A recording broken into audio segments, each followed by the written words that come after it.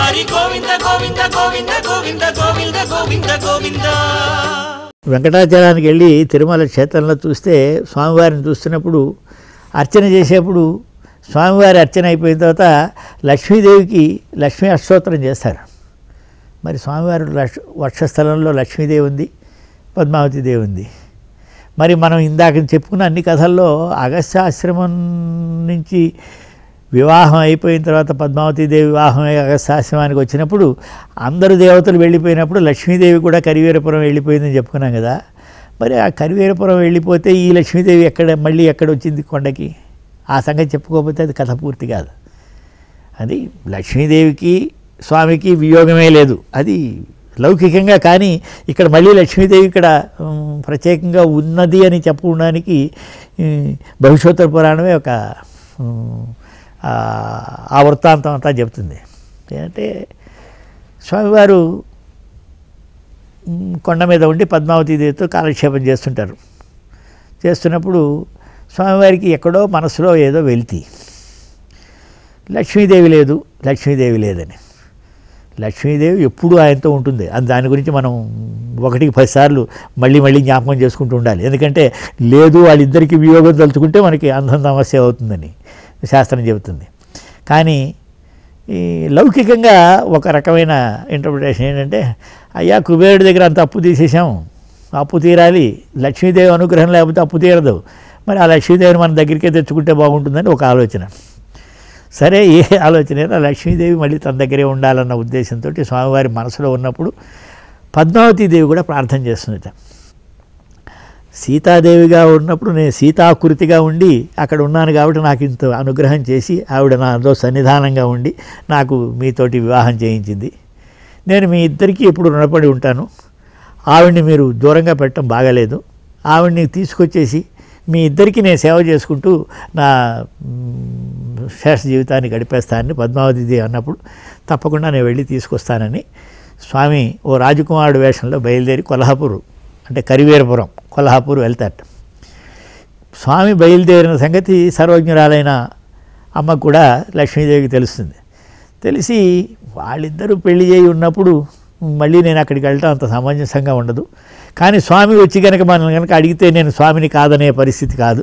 అందుకని అక్కడి నుంచి అంతర్ధానం అయిపోయి కరివీరపురం నుంచి ఈ పాతాళంలో కపిలముని వాళ్ళ సేవలు తన శిష్యుల సేవలు తీసుకుంటూ పాతాళానికి వెళ్ళిపోతుందట. ఈయన స్వామి కరివీరపురం వెళ్ళారు, కానీ స్వామికి తెలియదా అని కాదు, లౌకికంగా కథ నడవడం కోసం చెప్పింది. అక్కడికి అప్పటికి లక్ష్మీదేవి వెళ్ళిపోయింది కదా అని అగస్త్యుల వారు ఇప్పుడు కొల్హాపురంలో ఉన్నటువంటి విగ్రహం, ఆ లక్ష్మీ విగ్రహాన్ని తయారు చేయించి లక్ష్మీ ప్రతిష్ఠ అక్కడ చేసి ఒక ఆలయాన్ని కట్టారట. ఆ ఆలయం దగ్గరికి వచ్చి చూసి లక్ష్మీదేవి అక్కడ కనపడకపోతే స్వామి 10 సంవత్సరాలు అక్కడ లక్ష్మీదేవి కోసం తపస్సు చేశారట. 10 సంవత్సరాలు అక్కడ తపస్సు చేస్తే స్వామికి ఒక అశరీరం ఆయన కనపడి, స్వామి అనుగ్రహించు, నీకు తెలియంది లేదు, ఇక్కడి నుంచి నువ్వు దక్షిణ దిగ్గా వెళ్ళి కృష్ణానది దాటి సువర్ణముఖి నదీ తీరానికి వెళ్ళి అక్కడ సువర్ణముఖి నదీ తీరానికి ఉత్తర భాగంలో పద్మ సరస్సును ఒకదాన్ని సరస్సును తయారు చేసి ఆ సరస్సులో స్వర్గాన్ని నుంచి స్వర్ణ పద్మాలు తీసుకొచ్చి అక్కడ ప్రతిష్ఠ చేసి ఆ పద్మాలతోటి నువ్వు 12 సంవత్సరాలు అమ్మవారికి నువ్వు గనక అర్చన చేసినట్టయితే అమ్మవారు ప్రత్యక్షమే నీ వక్షస్థలంలోకి వచ్చేస్తారు అని చెప్తే స్వామి అదే పద్ధతిగా వచ్చారని, ఇప్పుడున్న తిరుచానూరు ప్రాంతంలో ఆ పద్మ సరోవరం, ఆ సరోవరాన్ని తన ఆయుధాలతో సరోవరం తయారు చేసి అందులో నీళ్లు నింపి దాంట్లో స్వర్గం నుంచి స్వర్ణ పుష్పాలు తీసుకొచ్చి ఆ స్వర్ణ కమలాలు వికసించాలంటే సూర్యుడు కావాలి కాబట్టి ఆ పుష్కరిణికి తూర్పు దిక్కులో ఒక సూర్యుడి విగ్రహాన్ని ప్రతిష్ఠ చేసి రోజు ఆ సూర్యుడి విగ్రహం వల్ల ఈ కమలాలన్నీ వికసించేట్టు ఆ కమలాలతో పూజ చేస్తూ 12 సంవత్సరాలు తపస్సు చేశాడు. ఎంత ఘోరమైన తపస్సు చేశాడంటే ఇంద్రాది దేవతలు ఈయనేదో ఇంద్ర పదవి కోసం తపస్సు చేస్తున్నాడేవో, ఈ రాజకుమారుడు ఎవరో తెలియక రంభాది అప్సరసలను అందరినీ పంపించారట. వాళ్ళందరూ స్వామివారి ముందు వారి ప్రతిభ ఏమిటి, వారి శక్తి ఏమిటి, స్వామివారు వారి మనసు మార్చి మళ్ళీ వాపసు పంపించేశాడని. ఈ 12 సంవత్సరాలు ఆ రకంగా తపస్సు చేసిన తర్వాత 13వ సంవత్సరంలో కార్తీక మాసంలో శుక్ల పంచమి నాడు అమ్మవారు ఒక పెద్ద స్వర్ణ కమలంలో ఆవిర్భావం వచ్చిందని, మహాలక్ష్మి ప్రత్యక్షమైందని, ఆ మహాలక్ష్మిని స్వామివారు అలానే ఎత్తి వక్షస్థలంలో పెట్టుకొని కొండకి వెళ్ళారని ఈ కథ. ఇప్పుడు మనం తిరుచానూరులో పద్మావతి ఆలయం అని చూస్తాం. అది పద్మావతీదేవి కాదు, లక్ష్మీదేవి. ఇక్కడ స్వర్ణకమలంలో ప్రత్యక్షమైన లక్ష్మీదేవికి ఆలయం అది.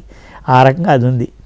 పద్మావతీదేవి పద్మంలో దొరికిన ప్లేసు అది వేరు, కానీ ఇక్కడ ఈ సిగ్నిఫికెన్స్ పెద్ద అయిన తర్వాత ఈ లక్ష్మీదేవి విగ్రహం ఉందని. ఇలా లక్ష్మీదేవి ఆ స్వర్ణకమలంలో ఆవిర్భవించి ఒక పూలహారంతో వచ్చి స్వామివారికి పూలహారం వేస్తుందిట.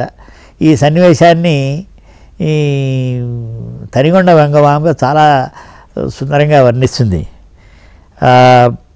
వెంకటాచల మహత్యం అనేటువంటి కావ్యంలో ఆవిడ రాసిన పద్యం, హంసగతి నొప్ప మధిత దుగ్ధాబ్ది నుండి వెడలి మునుగొచ్చి హరిజేరు విధముగాను రమ్యతరమైన పద్మ సరస్సు వెడలి శ్రీ రమా సతీపతి చెంతచేరి నిలిచి ఘన పుష్పకాహారం ఒకటి కరములతో ఎత్తి కంకణములు ఉయ్యాడ హరికంఠమందుంచి ఎతట నిలిచి ఉన్న లక్ష్మిని చూచి మన్నించి 2 హస్తంబుల ఎత్తి వక్షంబుపైని చక్రధరుండు ఉంచుకొనియే అని ఈ సన్నివేశాన్ని తరిగొండ అమ్మగారు చాలా చాలా సుందరంగా వర్ణిస్తారు.